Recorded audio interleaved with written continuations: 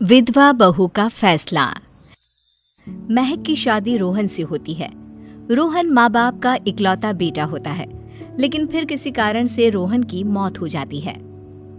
बेटा महक, तेरे आगे इतनी बड़ी जिंदगी है, फिर बच्चों की भी जिम्मेदारी।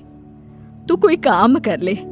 मैं तो कहती हूँ रोहन के ऑफिस में ही बात कर ले, शायद तेरे लिए कोई काम निकल आए।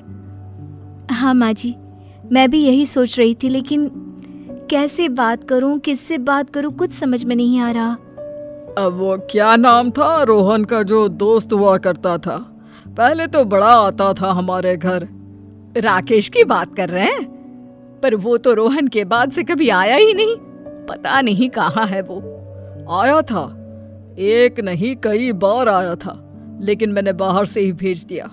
घर के अंदर झांकता रहता था, मुझे ठीक नहीं लगा। अरे आपको तो पता नहीं क्या ठीक लगता है और क्या नहीं। उसका नंबर है मेरे पास, मैं आज ही फोन करती हूँ। सास राकेश को फोन लगाती है और शाम को घर आने का न्योता दे देती है। अरे आंटी, ओहो भाग्य हमारे कि आपने घर बुलाया। मैं तो कई बार आया, लास्ट टाइम तो अंकल से मुलाकात भी हो गई थी। हाँ, वो हम लोगों को निकलना था ना कहीं उस वक्त। अरे छोड़ो ना बेटा, बोलो क्या लोगे? आपकी बहू। क्या बकवास कर रहे हो राकेश? अरे मेरा मतलब ये है कि आपकी बहू कहाँ है? भाभी जी के हाथ की चाय की बस एक प्याली मिल जाती तो। महक चाय लेकर आती है, लेकिन वो जैसे ही राकेश की ओर देखती है, उसे राकेश पसंद नहीं आता। वो अंदर जाने को होती है कि अरे भाभी जी कहाँ जा रही हैं? बैठिए तो सबके साथ। जी नहीं, बच्चों को खाना खिला रही हूँ, आप माँ जी से बात करें ना। अंदर जाने के बाद सास कहती है, अरे बेटा राकेश, वो क्या है ना, वैसे तो तेरे अंकल जी की पेंशन आती है, साथ ही ऊपर 2 मंजिल मकान से किराया भी, तो हम लोगों का तो अच्छा चल जाता है। लेकिन महक, उनकी चिंता आप न करें आंटी, आदेश दें बस आप तो। देखो भाग्यवान, रहने दो, कोई बात नहीं, मैनेज हो जाएगा। अरे क्या मैनेज हो जाएगा अंकल, हमें भी बता दें। आप चुप रहिए जी। अब वो क्या है ना राकेश, तुझे तो पता है कि रोहन के 2 बच्चे हैं, उनकी पढ़ाई लिखाई का खर्चा बहुत है। हम ये चाह रहे थे कि रोहन के ऑफिस में महक को भी अगर कोई काम मिल जाता तो। क्यों नहीं आंटी जी, मैं हूं ना, मैं बात कर लेता हूँ। वैसे तो आप हाँ ही समझिए। महक भाभी को बोल देना कि कल तैयार रहें मेरे साथ ऑफिस चलने के लिए। मैं मालिकों से मिलवा दूंगा उन्हें। महक अंदर से सब सुन रही थी। अच्छा आंटी जी, तो चलता हूँ, कल आ जाऊंगा। अच्छा भाभी जी, तैयार रहिएगा कल। राकेश तो चला जाता है, लेकिन ससुर सास पर बरस पड़ते हैं। मुझे ये आदमी एक पैसे का पसंद नहीं है। तुम इसे बोल दो कि हमें कहीं नहीं करवानी बहू से कोई नौकरी। अरे क्यों नहीं करवानी? सारा पैसा मैं इसके बच्चे और इसी पर उड़ा दूंगी, तो मेरी बेटी को क्या दूंगी? जरूरत क्या है तुम्हारी बेटी को तुम्हारे पैसे की? अरे वो तो पहले ही बड़े पैसे वाले घर की बहू है। अपनी बहू की सोचो जो अब तुम्हारी बेटी जैसी है। बच्चे रोहन की आखिरी निशानी है। अरे अपना भाषण अपने पास रखो। सारा दिन घर पर बैठी रोटियां तोड़ेगी, तो काम करे ना कुछ बाहर जाकर। बहू सब सुन रही होती है। वो अगली सुबह बिना मन के तैयार तो हो जाती है, लेकिन जैसे ही राकेश आता है, क्या बात है भाभी जी, रेडी हैं? तो फिर चले डेट पर, मतलब इंटरव्यू पर। महक सामने आती है कि सामने ससुर जी खड़े होते हैं। हाँ महक बेटा, आओ चलते हैं, मैं भी चल रहा हूँ। ससुर को तैयार देखकर राकेश का चेहरा बन जाता है। अंकल जी, आप परेशान हो जाएंगे। अरे रहने दीजिए ना, धूप भी बहुत है। वैसे भी स्कूटर में तो 2 लोग ही बैठ सकते हैं ना। तो तुम चलो, मैं बहू के साथ अपनी कार से आ जाता हूँ। महक ससुर जी को देखकर खुश हो जाती है, उसे शांति हो जाती है। वो लोग रोहन के ऑफिस जाते हैं, जहाँ बॉस कहते हैं, नमस्ते अंकल। नमस्ते महक, कैसे हैं आप लोग? रोहन का सुनकर बहुत दुख हुआ अंकल। वैसे कैसे आना हुआ?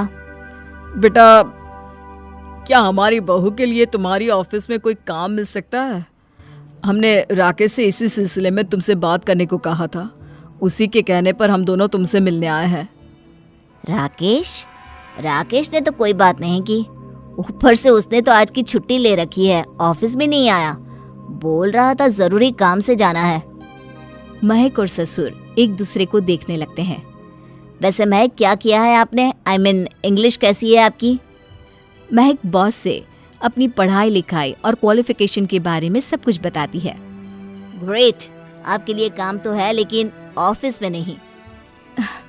सर मेरे बच्चे छोटे हैं, मैं फील्ड में काम नहीं कर सकती हूँ। मतलब वो काम घर से करना है, घर से रहकर बच्चे भी देखें और घर भी देखें, लेकिन हाँ काम जरूर से करें। वो काम डाटा एंट्री का है, तो जब भी वक्त मिले काम करें, और इसके हम आपको अच्छे पैसे भी देंगे। महक बॉस की बात सुनकर खुश हो जाती है, उन्हें थैंक्स बोलकर घर आ जाती है। किसके साथ भेज रही थी तुम महक को? अरे वो कमीना, उसने तो ऑफिस से छुट्टी ले रखी थी, बात भी नहीं की थी उसने बॉस से बहू के काम के लिए। वो तो अच्छा हुआ कि मैं साथ में चला गया। हाँ ठीक है, नौकरी मिल गई ना, इतना ही काफी है। समय बीतता है और एक दिन फिर दरवाजे पर दस्तक होती है। घर पर कोई नहीं था।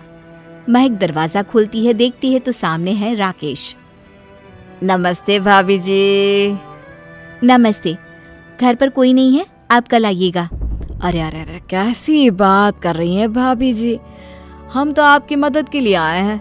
वो क्या है ना, अंकल जी का फोन आया था कि आपको किसी मदद की जरूरत है। महक को आश्चर्य होता है कि उसके ससुर ने राकेश को फोन क्यों किया। वो ससुर जी को फोन करती है लेकिन फोन नहीं लगता। नहीं, हम लोगों को किसी भी चीज की जरूरत नहीं है, आप जा सकते हैं। अच्छा, एक कप चाय तो पिला दीजिए। महक चाय लेकर आती है। चाय पीने के बाद, रोहन मेरा बहुत अच्छा दोस्त था, उसने मुझसे कहा था कि वो रहे ना रहे उसके घर वालों का, खास करके आपका ख्याल मुझे ही रखना है, तो मैं कल फिर आऊंगा भाभी जी।